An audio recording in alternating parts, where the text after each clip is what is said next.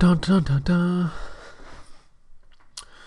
What is up, YouTube? My name is Dunn and welcome to my YouTube channel. And today we're doing a tutorial using Sony Vegas Pro 13. And I've been trying to do this video for many days, and I usually don't do these type of videos, but I just have been searching recently on YouTube on editing and basic editing on Sony Vegas in general, and there's not a whole lot that's user friendly and really generic that really benefits anyone. So I'm hoping you guys will enjoy this. Keep in mind, I'm not a professional editor. I'm just very basic, and I just wanted to dumb it down for you guys to really get a good handle and idea of how to use Sony Vegas and things of that nature. So let's get down to it. The only other how-to video I've done is how to use torrents, and so yeah, there's a link to that in the description and annotation as well. But we're going to close what we have open. No, I don't want to save changes. Excuse me. Okay. So when you first open up Sony Vegas, what you're going to see is a wig window. A big window here and a window here. You're going to want to delete this one and enlarge this one like I have already done so. And what this is your preview window, which will correspond to your timeline down below.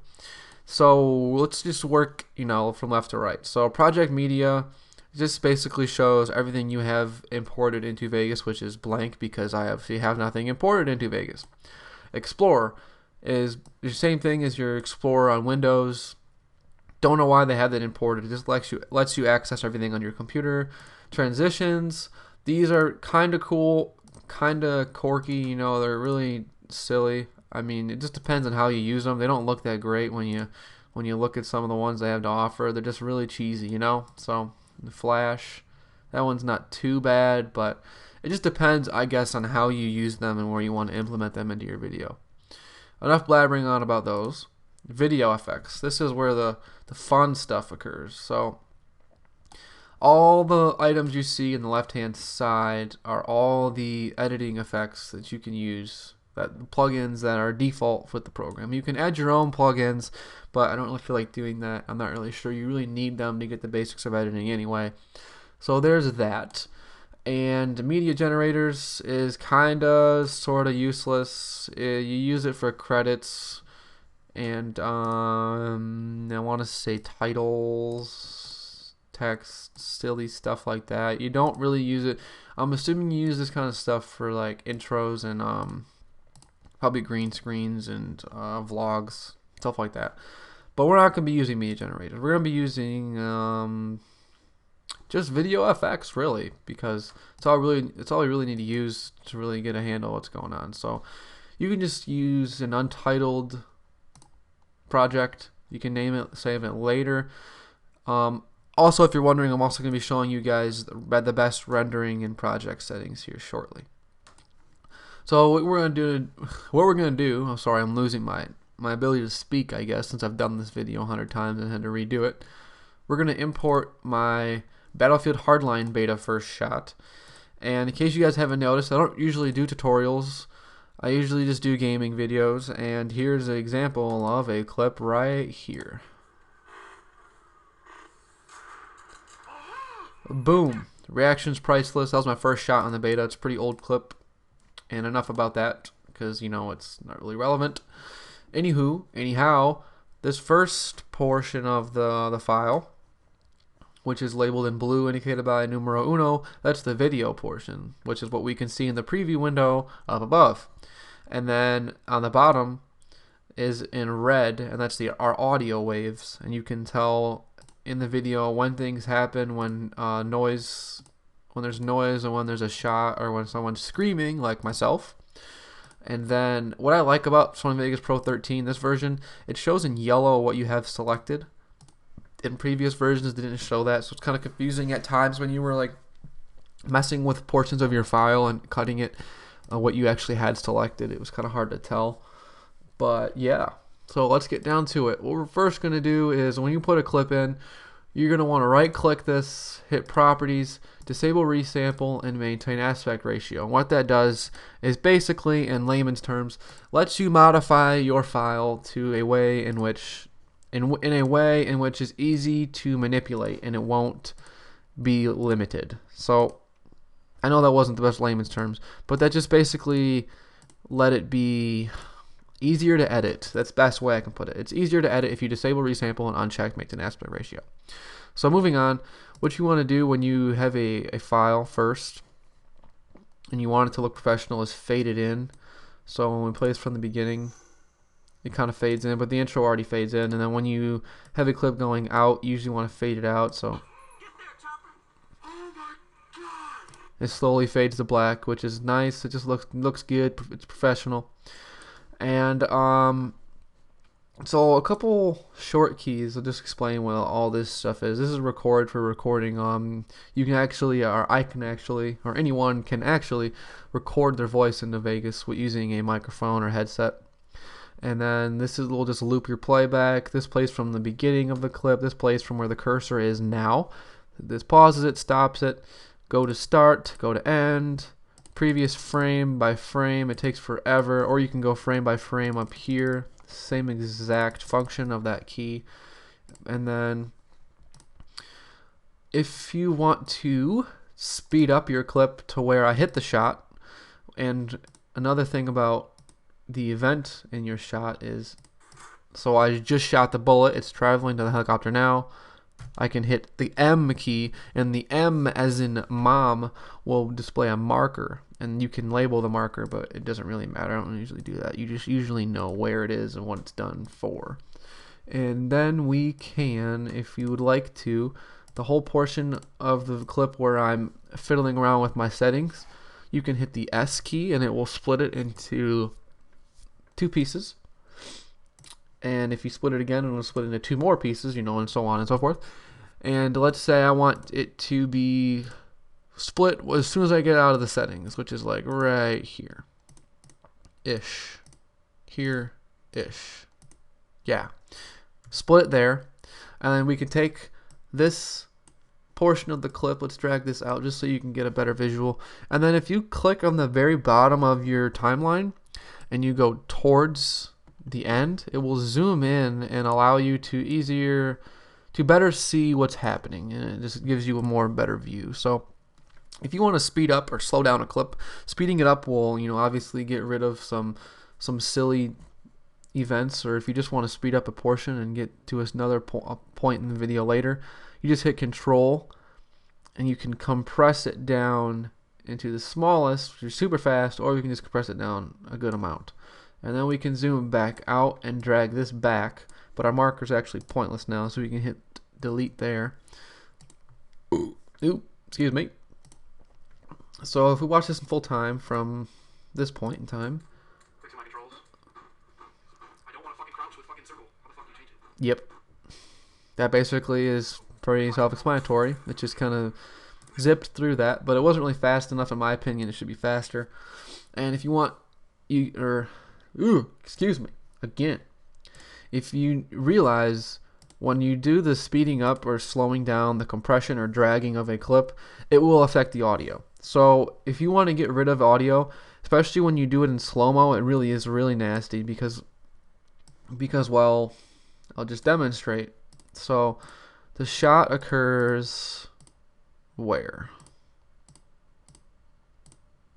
Right about here. So we're going to split it there.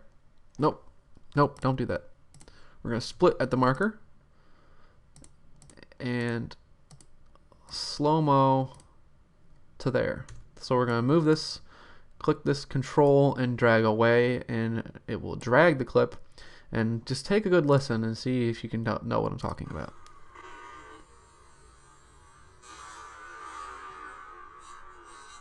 It sounds like Darth Vader is coming in through our computer screen and we're going to be taken out. Like, it's really bad. So what you have to do is take the audio and drag it down to a separate, as you can see, it made another audio track, a whole other track for it to rest on.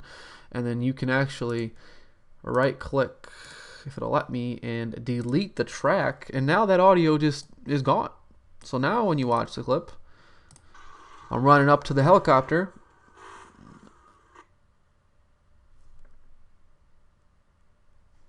and boom, I just sniped his face, So that's how you speed up and slow down. Another thing I want to show you guys is color correction, which is really neat because It allows you to manipulate the color and contrast, brightness, darkness of the video, and it looks pretty professional and pretty neat. So what you want to do first is you can either use brightness and contrast or color curves. I like color curves. So you can just drag in the default. You don't really need to use any of the presets unless you really want to. You can take this and go up. It'll change the brightness in different aspects of it. And then you can take this and go change the kind of contrast in a way. Which looks best is probably like right here. So we're gonna, it just kind of curves, you know, pretty neat, pretty neat. Then you're gonna scroll down and go to color corrector, and you can just go to default. And I don't really like using this because of, it just makes the whole clip look blue and like whatever color you have it set to. So make the low end kind of blue. And then you can go and take the mid, make it like purpley, and you can take this and make it green. It just kind of looks silly in my opinion. So if I get rid of that, it looks better to me. But that's how you use the color corrector. I just like to use color curves, saturation adjust, and soft contrast and sharpen. So we'll go to saturation adjust. I like to use boost midtones because it's just a good one to start with, and you can fiddle around with there. I like to turn the low all the way down because it kind of has this like black and white almost look, and turn the high up. And now it just looks like sweet. Like the colors are popping out. As you can tell, the player name is bright orange and the sky is bright blue. But it's only doing it for this portion of the event, so it looks kind of silly, but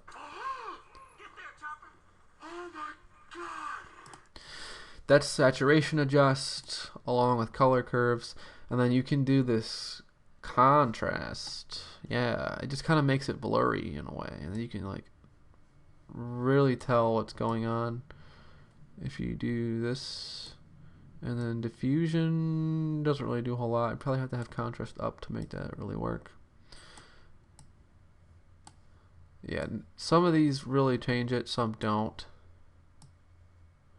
And you can change the color of the correction.